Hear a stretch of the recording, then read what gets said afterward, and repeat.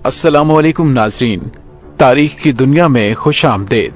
मुझे डॉक्टर अली कहते हैं और आज की वीडियो में हम आपको दिखाने जा रहे हैं कि किस तरह से पाकिस्तान की खुफिया एजेंसी ISI ने पूरे भारतीय ब्रिगेड को अपनी कंट्रोल में ले लिया और किस तरह पूरा ब्रिगेड बेबस हो गया। वीडियो की तफसील में जाने से पहले हमारे चैनल को सब्सक्राइब कर लीजिए और बेल आइकन को जरूर दबा दीजिएगा ताकि हमारी आने वाली वीडियोस सबसे पहले आप तक पहुंच सकें।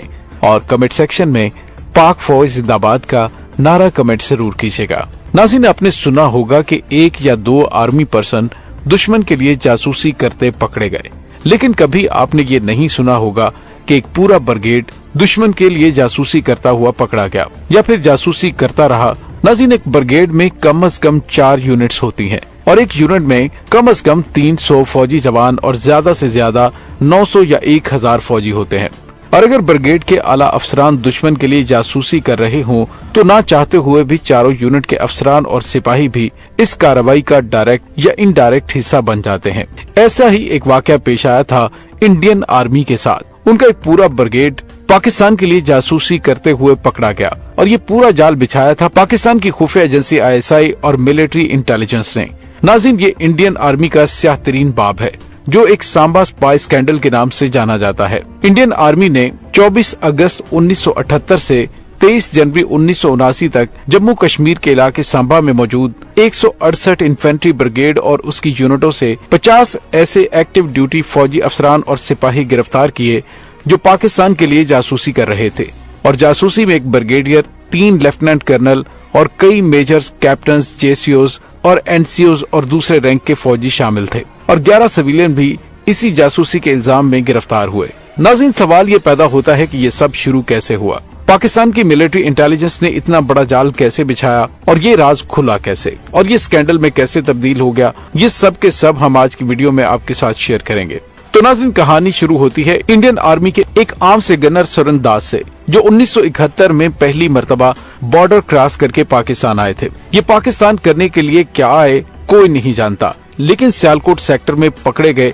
चूँकि उनके पास इंडियन आर्मी का ID कार्ड था, उन्हें सियालकोट सेक्टर में मौजूद इंटेलिजेंस यूनिट के हवाले कर दिया गया जहां उनकी इंटरोगेशन की गई और उन्हें इस शर्त पर छोड़ा गया कि वो सांबा में मौजूद अपनी आर्मी की वैल्यूएबल इंफॉर्मेशन उन्हें पास करेंगे। साथ साथ ये टास्क भी दिया गया कि वो अपनी ब्रिगेड के फेलो ऑफिसर को भी इस काम में शामिल करेंगे, जिसके लिए सरंदाज और दूसरे ऑफिसर्स को मुआवजा भी दिया जाएगा। सरंदाज ने वापस जाते ही काम शुरू कर दिया। अपनी यूनिट की इम्पोर्टेंट इन्फॉर्मेशन अपने हैंडलर मेजर अकबर खान को शेयर करना शुरू कर दी और साथ साथ अपने कुलीग गनर आया सिंह को भी इस काम में शामिल कर लिया।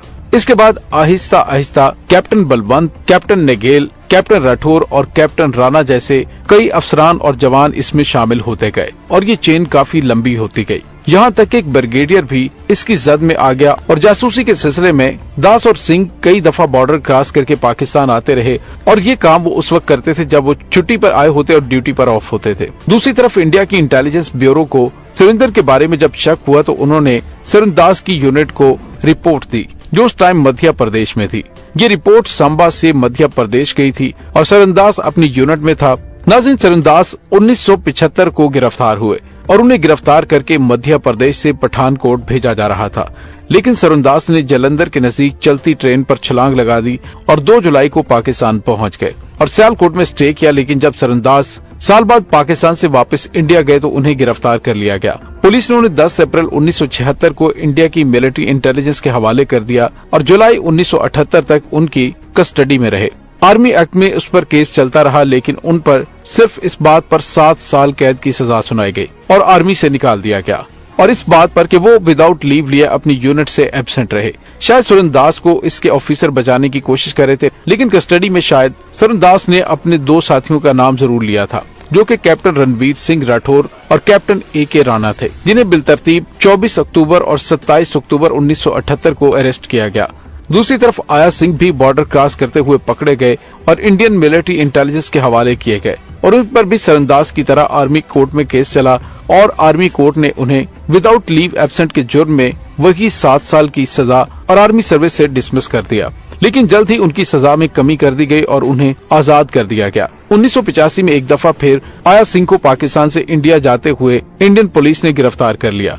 1986 में उन्हें फिर छोड़ दिया गया, जिसके बाद आया सिंह 1987 फरवरी में पाकिस्तान आए और इस तरह जुलाई में दोबारा पाकिस्तान से इंडिया एंटर हुए तो दोबारा पकड़े गए, जिस पर 2 साल की कैद हुई और 1990 में उन्हें गोली मारकर हलाक कर दिया गया जब इंडिया से पाकिस्तान बॉर्डर क्रॉस कर रहे थे। हर आए दिन के साथ ये केस इंतहाई पेचीदा होता गया और स्कैंडल की सूरत इख्तियार करता जा रहा था, क्योंकि हर फौजी पकड़े जाने के बाद नए इंकिशाफात करता था और केस का मुंह दूसरी तरफ मुड़ जाता था। जैसा कि आया सिंह के बारे में कहा जाता है कि उसने इन्वेस्टिगेशन में रिवील किया था कि वो इंडिया की एक फॉरेस्ट मिनिस्टर के बहुत क्लोज थे, जो कि सभी उनकी मदद कर रहे थे। दूसरी तरफ कैप्टन राठौर और कैप्टन राणा को जासूसी के जुर्म में 14 साल की सजा दी गई और नौकरी से डिसमिस कर दिया गया। और हवलदार राम सोरो, जो कि राणा राठौर के अंडर काम कर रहे थे, उन्हें भी इंडियन मिलिट्री इंटेलिजेंस में 1971 में इन्वेस्टिगेशन के लिए उठाया गया था, जो कि कस्टडी में इंटरोगेशन के दौरान ही मर गए। आर्मी का कहना था कि इंटरोगेशन के 3 दिन बाद सोरो ड्रग के ओवरडोज की वजह से मरा था।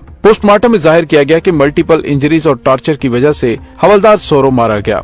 इसके अलावा बहुत से ऑफिसर भी ट्रायल के बगैर टर्मिनेट कर दिए गए। नाज़रीन, यहाँ पे दिलचस्प बात यह है कि कैप्टन राठौर इंटेलिजेंस ऑफिसर भी रह चुके थे, जिसके बाद कैप्टन राणा ने उनका चार्ज संभाला था। यानी ये दोनों ही इंटेलिजेंस ऑफिसर थे और इन पर ये इल्जाम लगा था कि ये डायरेक्ट पाकिस्तानी इंटेलिजेंस अफसरान अकबर खान से जाकर मिलते थे। चार्ज के मुताबिक अकबर खान ने सरंदाज को कहा था कि अगली दफा अपने साथ 2 ऑफिसर लेकर आना जो ये काम करने के लिए तैयार हों। सरंदाज ने ऐसा ही किया। सांबा के ऑफिसर मेस में सरंदाज ने इन दोनों ऑफिसर्स को ये ऑफर दी थी। राणा इस खेल में शामिल हो गया और राठौर ने इनकार कर दिया, लेकिन सरंदाज और आया सिंह ने राठौर को नशे की हालत में टैक्सी में बिठाकर बॉर्डर के नजदीक ले गए और वहाँ से पाकिस्तानी रेंजर्स फोर्स से राबता किया और अकबर खान से मुलाकात की। इस मुलाकात के बाद राठौर भी उसमें शामिल हो गया। इस तरह सरंदाज की तरह कैप्टन सेवाराम को भी रिक्रूट किया गया। इन सब ने उन इन्वेस्टिगेशन के दौरान ये सब कुछ कबूल भी किया, लेकिन बाद में कैप्टन राठौर और राणा ने कहा कि ये सारी स्टेटमेंट सबसे जबरदस्ती ली गई थी और हमें जानबूझकर इसमें फंसाया गया था। मतलब ये कि पूरा केस एक खिचड़ी सी बना दिया गया। अगर इंडियन मिलिट्री इंटेलिजेंस ने या फेलो ऑफिसर्स ने उन्हें फंसाना होता तो इतना बड़ा इल्जाम क्यों लगाते। और फिर कोर्ट ने आया सिंह और सरंदाज को ही क्यों जाने दिया, जबकि सरंदाज ने इंडियन एक्सप्रेस को इंटरव्यू देते हुए खुद इकरार किया था कि वो पाकिस्तान के लिए जासूसी करता रहा। और हवलदार राम सौरभ कैसे मारा गया, सिर्फ इन दोनों कैप्टन्स को फंसाने के लिए इतना बड़ा ड्रामा, पूरी ब्रिगेड के ऑफिसर्स को पकड़ लिया जाए, ये कैसा स्कैंडल है जिसमें इतनी खिचड़ी बना दी गई कि आज तक ये समझ नहीं आ रही कि किसने झूठ बोला था और किसने सच। लेकिन इस पूरे केस के लिए जो की प्लेयर थे वो सरंदाज, जो कि पाकिस्तान के लिए जासूसी का इकरार कर चुका था, आया सिंह जो कि बॉर्डर क्रॉस करते हुए मारा जा चुका था, राम सोरो इंटरोगेशन के दौरान मारा जा चुका था, पटन राठौर, ए.के. राणा जो कि इस धब्बे से अपनी जिंदगी नहीं गुजारना चाहते थे कि वो पाकिस्तान के लिए जासूसी करते रहे। शायद इसी वजह से उन्होंने बाद में कहा कि हमें जबरदस्ती फंसाया गया था। दोस्तों, ये केस आज भी किसी नतीजे पर नहीं पहुंचा। बहुत सी चीजों पर आज भी सवालिया निशान खड़े हैं कि आखिर कितनी चालाकी से पाकिस्तान की मिलिट्री इंटेलिजेंस ने आर्म सोल्जर से लेकर पूरी ब्रिगेड को जासूसी पर लगाया और इस बारे में ऑफिसर से बात करते हुए पकड़ा भी ना जाए। और अगर ऐसा नहीं तो क्या इंडियन मिलिट्री इंटेलिजेंस सिर्फ इस बेस पर पूरी ब्रिगेड को पकड़ रही थी कि एक आम से सिपाही ने कहा कि ये सब इसमें शामिल हैं और उन्हें पकड़कर 14 साल की सजा भी दे दी गई। दोस्तों, अब चाहे जो कुछ भी हो, ये स्कैंडल इंडियन आर्मी के लिए बदनामी का बायस बना और इंडियन आर्मी की तारीख का स्याह तरीन बाब भी है। नाज़रीन, इस बारे में आपका क्या कहना है, कमेंट सेक्शन में अपने ख्यालात का इजहार जरूर कीजिएगा। इसके साथ ही डॉक्टर अली को इजाजत दीजिए। इंशाल्लाह बहुत जल्द मिलते हैं एक नई वीडियो में। तब तक के लिए अपना बहुत सारा ख्याल रखिएगा। पाक फौज जिंदाबाद, पाकिस्तान पाइंदाबाद, पाकिस्तान के गुमनाम हीरोज को सलाम, अल्लाह वारिस।